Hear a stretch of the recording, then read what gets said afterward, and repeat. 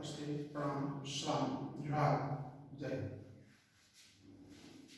देखिए, कभी कभी एग्जामिनेशन में शॉर्ट क्वेश्चन दे देता है, parent and professional relationship. Parent and professional relationship, अभिभावक एवं व्यवसाय का संबंध। देखिए, इसके पूर्व वीडियो मैंने बनाया है और मैंने आपको बताया कि environment family in training and education, परिवार को शिक्षण, प्रशिक्षण और पूर्वास में इन्वॉल्व करें, सम्मिलित करें। उसी का एक रूप है कि हम लोग जो व्यवसायिक हैं, गार्जियन से एक रिलेशनशिप बनाना चाहिए। देखिए, रिलेशनशिप सोशल रिलेशन होता है, प्रोफेशनल रिलेशन होता है, बायोलॉजिकल रिलेशन होता है, ब्लड रिलेशन होता है।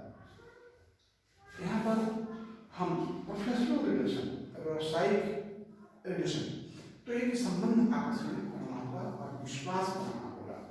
यानी व्यवसायी और अभिभावक के बीच संबंध में एक दायरा होना चाहिए और धीरे धीरे व्यवसायी को अपनी सहायता कम करते हैं, अभिभावक को दिव्यांग से संबंधित कार्यक्रम को स्वतंत्र रूप से करने देना चाहिए।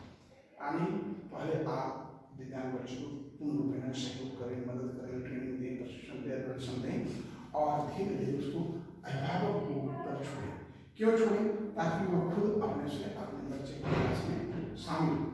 मैंने तो कई अभिभावक को मोटिवेट किया कि आपका बच्चा है तो सबसे पहले आप खुद ट्रेनिंग करें।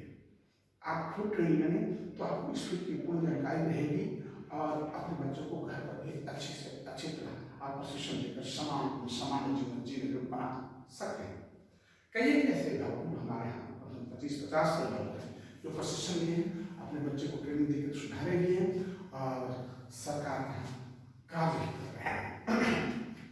तो चलिए, इस प्रक्रिया में हम जानेंगे कि मैंने दोनों तरफ से आपसी तालमेल बनाए रखने के लिए कैसे हम कार्य करें।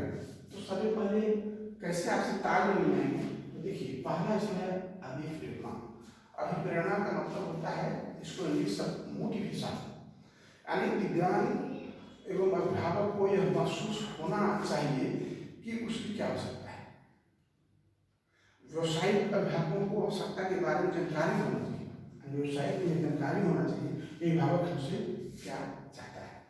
उसे परिवार के तथ्य विषय में जानकारी प्राप्त करनी चाहिए और उसको कार्यकाल के दौरान ध्यान देना चाहिए। आने कहने का अर्थ है कि हम उस व्यवसाय होने के नाते हम उनके मनोवृत्ति को समझेंगे कि वो क्या चाहते हैं और उसके अनुकूल हम प्रशिक्षण देंगे ताकि उनका बच्चा कुछ हद तक सुधार हो। आगे भावनात्मक क्षमता, बिल्ड इमोशनल कैपेसिटी। हाँ, नहीं, आपका बच्चा दिव्यांग है, चलिए हम दोनों को मिलकर के प्रयास करते हैं बच्चे के विकास में।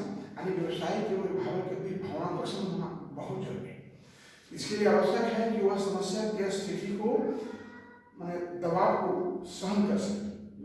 जो समस्याएं हैं और समस्याएं के बीच में जो प्रेशर पड़ता है अभिभावक पर, तो उसे प्रोफेशनल रूप से बर्दाश्त करें।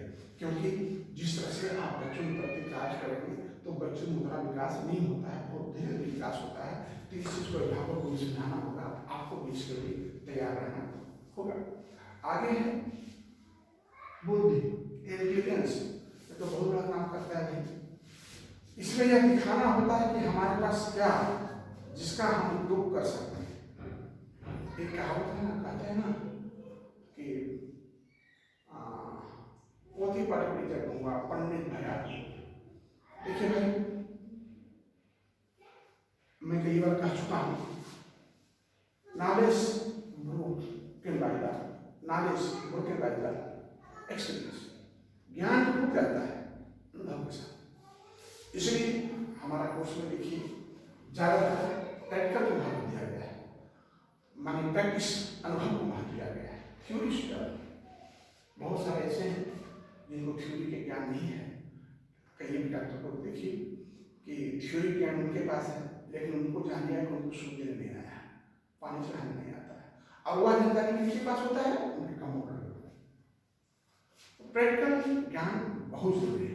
यानी इसमें सामाजिक संबंधों को समझने की, व्याख्या करने की और उसके अनुसार निर्णय लेने के युक्त होना चाहिए। यानी जो प्रोफेशनल है उनके पास बुद्धि होनी चाहिए, हाउ हम कैसे काउंसलिंग करें अभिभावक को, उनके बच्चों को, ताकि हमें वो समझ दे और उसको सुधार हासिल कर सके। अब है एवोल्यूशन फैमिली, परिवार का मूल्यांकन बहुत जरूरी है भाई। देखिए, परिवार और समाज का एक सामाजिक वातावरण का प्रभाव पड़ता है। कोई भी परिवार है तो उस परिवार का भी एक अपना समाज होता है, सोसाइटी होता है, तो उसका बहुत बड़ा प्रभाव परिवार पर पड़ता है। मैं बच्चे को ट्रेनिंग देने बहुत पहले, आज के 30-35 वर्ष पहले में जाता था, तो वहाँ लोगों ने कहा क्या ट्रेनिंग हुआ था, बचपन तक कुछ सीखते नहीं खेवा। तो क्या दिन मुझे सही लगा कि हमने सभी को बुलाया था कपड़ा सिखाने के लिए, तो सभी देखते हैं कि कमी करना सिखा रहे हैं, बटन लगाना सिखा रहे हैं, जूता के फीता लगाना सिखा रहे हैं। उन्होंने कहा इसलिए कौन सा पढ़ा है, समझ में नहीं आता है सर, इस साल भर में जो है सब नहीं यही था, इस साल भर में जो है ये कमी करना, बटन करना, जूता लगाना, फीता लगाना सिखाए, कौन पढ़ाए? अरे कुछ नाम लिखना सिखा दिया ताकि बैंक में पैसा रख देंगे तो निकाल के खाए। देखिए हम कैसे समझाते, मैंने वो तरीके से समझाया। एक दिन बैठा, देखिए सभी आपके बच्चे में अनरिजर्व बिहेवियर है, जो सेल्फ हेल्प स्किल जब तक हम सुधार नहीं होगा तब तक आप एक प्रशिक्षण देकर के क्या करेंगे?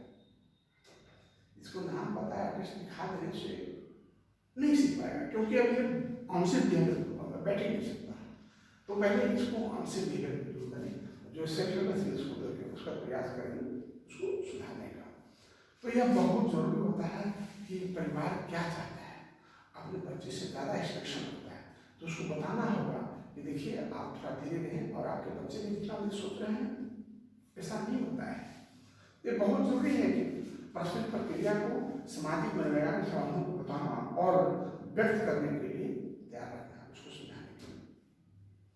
तो मैंने ये बताया कि अभिभावक और व्यवसाय का क्या संबंध होना चाहिए, ये आपके बीच में है। जय